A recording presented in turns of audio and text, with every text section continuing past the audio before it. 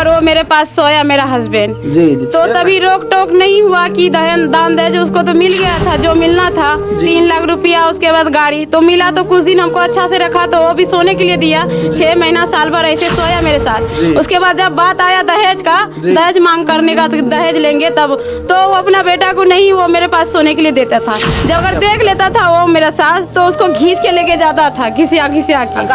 बीते दिन आप सभी को आपके मोबाइल के स्क्रीन पे लव मैरिज और लव स्टोरी का वीडियो आप सभी के बीच में नज़र आता होगा।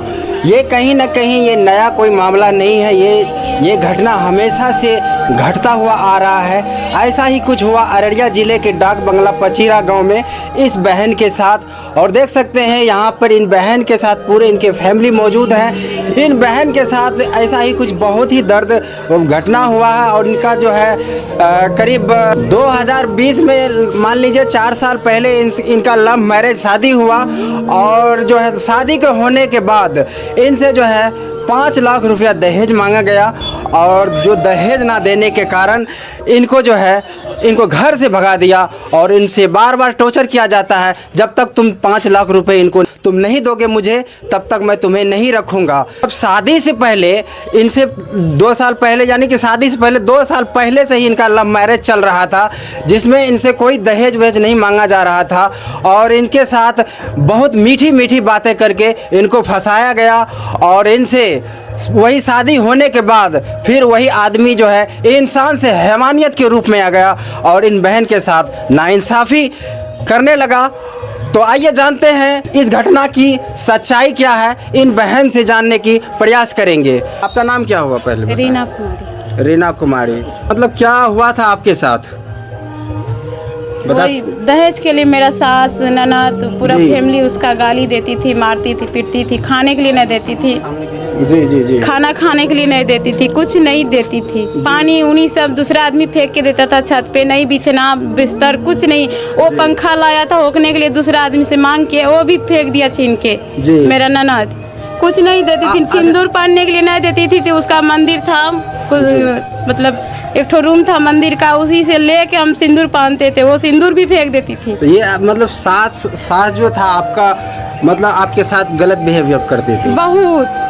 और मतलब आपके पति कुछ नहीं बोलते थे?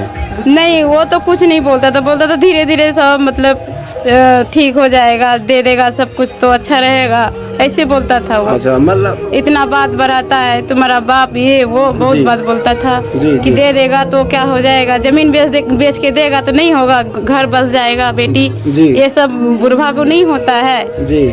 जमीन बेच के दे देगा मेरा माँ को दहेज, ये वो तो अच्छा रहेगा। तो उनके गांव में क्या उनके आपके सास को कुछ बोलने वाला नहीं था?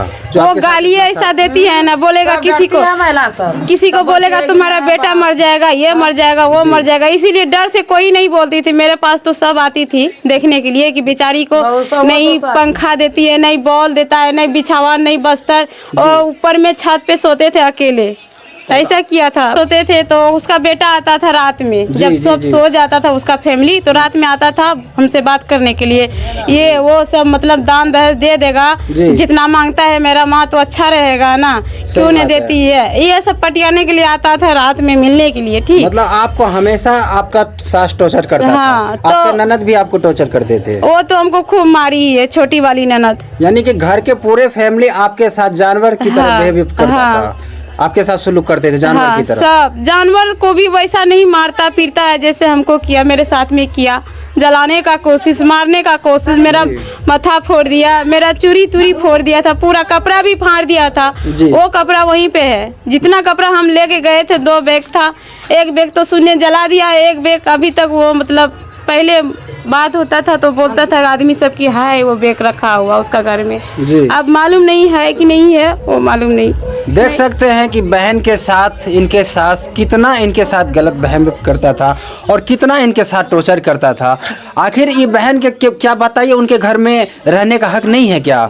शादी से पहले इनके साथ अच्छे बिहेवियर के साथ इनको रखा गया और करीबन 4 साल अच्छे से रहा गया, फिर पता नहीं क्या हुआ नहीं हुआ, सास के जहन में क्या आया या इनके जहन में क्या आया कि इनके साथ गलत बिहेवियर करने लगा और इनको घर से भगाने लगा। मतलब घर में ससुराल में नहीं देती थी खाने के लिए, नहीं सास नहीं ससुर कोई। तो हम गए थे उसके सरपंच के यहाँ जी। तो मंदिर के पास वो मेला लगता है, सिरवा का मेला, मंदिर के पास का वो सरपंच का घर है। बोला कि कुछ भी होगा ना तो आना यहाँ पे।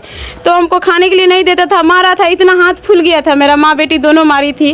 सुबह झाड़ू लगाने के लिए निकले थे तो देखा तो मारने सोते थे ना। उसका बेटा आता था 12-1 बजे, जब उसका माँ सो जाती थी घर में, तो वो आता था चुरा के हमसे मिलने के लिए। तो हम बोलते थे, मतलब मिलने के लिए आता था तो उसका माँ उधर से देखता था तो उसको घिसिया के लेके जाता था वो अपना बेटा को अपने पास सुलाने के लिए। वो अपना पास मतलब मैं समझ गया कि उनका बेटे को बिगाड़ने में ये कहीं न कहीं उनकी पूरा हाथ है बिगाड़ने का। मेरा जिंदगी बर्बाद कर दिया वो बुढ़िया के सास है क्या है। नहीं मतलब आपके पति अपने दिमाग से नहीं चलता था? नहीं, ज्यादातर अपनी माँ की बात सुनती उसी थी। के बात पे मतलब बात सुन अपने माँ का ज्यादातर बात उनका सुनता था और फिर आपको जो है परेशान करते थे। हाँ, देख सकते हैं कि उनके साथ उनका पति भी जो था इनके साथ अपने दिमाग से नहीं चलता था और अपनी माँ का बात सुनकर इनको बार बार इनको परेशान किया जाता था। क्या इनके साथ ऐसा करना चाहिए? ये कहीं ना कहीं मंटू जी को जिस तरह से वो कदम उठाए हैं, इस बहन के साथ जो नाइंसाफ़ी किए हैं, जानवर की तरह वो सुलूक किए हैं, तो उनको जो है मैं कहूँगा कानून को कड़ी से कड़ी उस मंटू को सज़ा मिलना चाहिए, ताकि दूसरा कोई बेटा या कोई आदमी इस बहन के जैसे किसी बहन के साथ जानवर की तरह सुलूक करे। तो दीजिए यहीं पे इजाज़त, फिर आप लोगों से किसी नेक्स्ट वीडियो में मुलाकात होगी। तब तक के लिए जय हिंद, जय भारत।